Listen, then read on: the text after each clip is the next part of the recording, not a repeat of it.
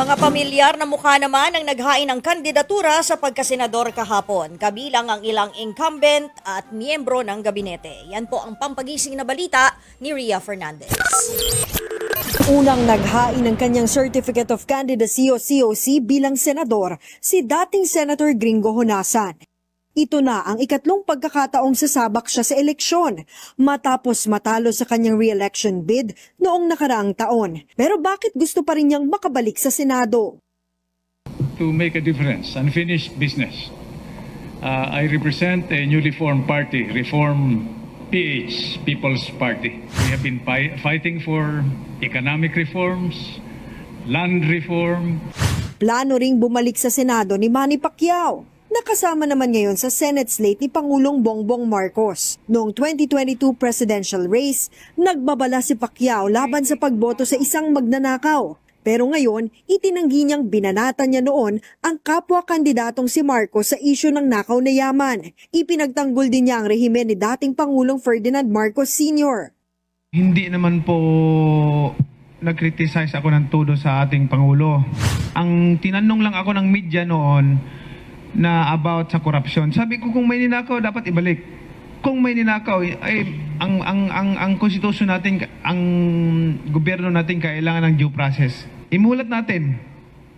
Lagi nating sinisisi ang pamilya Marcos pagdating sa korupsyon. Hindi ba natin nakikita na sa panahon ng Marcos ang bansa natin number 1 sa ekonomiya? May kurap pang bansa na number 1 sa ekonomiya. Sige. Hindi naman nagpaunlak na mga tanong mula sa media ang isa pang pambato ng administrasyon na si Senator Bong Revilla. Pero ibinida niya ang mga nagawa sa Senado kahit pa binansagang Mr. Budots. While many joined us, some dismissed us as Mr. Budots. Gayunpaman, mapalad po tayong nahalal nun. We filed a total of 1,979 bills and resolutions, with 339 of those that have been enacted into law. While we have accomplished so much, work never ceases, and there is still much to be done.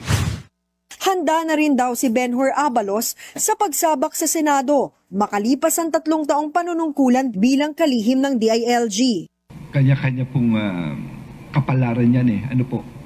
Ang importante lang sa akin sa lahat na nagampanan ko, magmula mayor, magmula congressman, magmula nung COVID time. Ako po ang chairman ng MMDA. Napakahirap dahil kalaban mo nung COVID. Ngayon DILG. Siguro ang importante sa kwento ay maganda yung ending. Iiwan ko ang isang departamento na very cohesive, very united.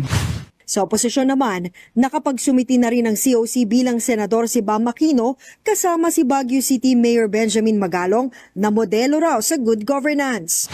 Sakaling maging senador muli, naniniwala raw si Aquino na hindi magiging hadlang para sa kanyang isang Marcos bilang presidente. Yan ay kahit kilalang magkatunggali sa politika ang kanilang mga pamilya.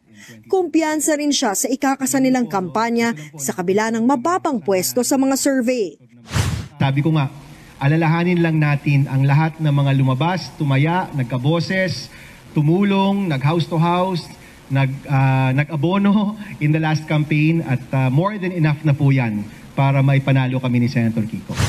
Kasama rin ni Magalong si retired Colonel Ariel Querubin nang maghain ng COC sa pagkasenador.